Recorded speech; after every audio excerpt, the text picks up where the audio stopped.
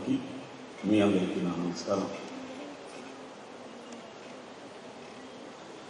ఆచార్యుల వారు వాళ్ళ అమ్మాయి మొన్న వచ్చి ఇట్లా కొన్ని క్యాసెట్లు సీడీ రిలీజ్ చేస్తున్నామని నాన్నగారు రాసినటువంటి గీతాలు మీరు రావాలి అని చెప్పి అడిగింది. వారి యొక్క సౌజన్యత నేను స్వయంగా అనుభవించిన వాడిని కాబట్టి తప్పనిసరిగా వస్తానమ్మా అని చెప్పాను.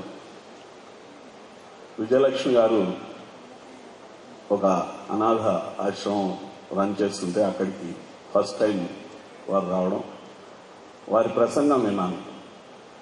అబ్బా ఎంత బాగా చెప్పారు ఈయన అని చెప్పి ఆయన పేరు విన్నాను కానీ ఆయన మాట వినలేదు. ఆ రోజు నేను ఎంతో ఇంప్రెస్ అయ్యాను. తర్వాత మా గాయత్రి పరివార్ సంబంధించినటువంటి ఒక కార్యక్రమంలో మీరు మాకు సహాయం చేయాలండి, ఈ విధంగా ఈ కార్యక్రమానికంటే ఆయన కూర్చోబెట్టి మొత్తం కార్యక్రమాన్ని ఇంత రూపుదిద్ది, కానీ ఆ రోజు నేను ఉండట్లేదండి, నేను వెళ్తున్నాను, అయినా కూడా మీకేం ఇబ్బంది లేదని చెప్పి అందరితో మాట్లాడి ఆయన ఆ కార్యక్రమాన్ని రూపొందించారు. వారు మనకు లేరు అని తెలిసిన రోజున నేను చాలా బాధపడ్డాను. అయితే they only live who live for others, others are dead and alive అంటారు స్వామి వివేకానంద. అలా వారు జీవించే ఉన్నారు.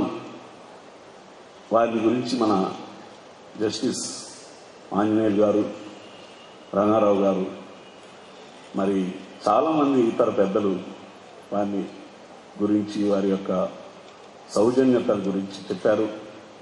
అలాంటి సౌజన్యమూర్తి రాసినటువంటి ఈ గీతాలు ఇవాళ రిలీజ్ అయినందుకు మనం ఎంతో అదృష్టవంతులం. లక్ష్మి వాళ్ళ నాన్నగారి స్ఫూర్త్యర్థం ఇది చేయటం చాలా మంచి పని. వారికి నా హృదయపూర్వక ధన్యవాదాలు. వారి కుటుంబ సభ్యులందరికీ కూడా ఆ భగవంతుడు అన్ని విధాల ఏ కొరత లేకుండా చూడాలని కోరుతూ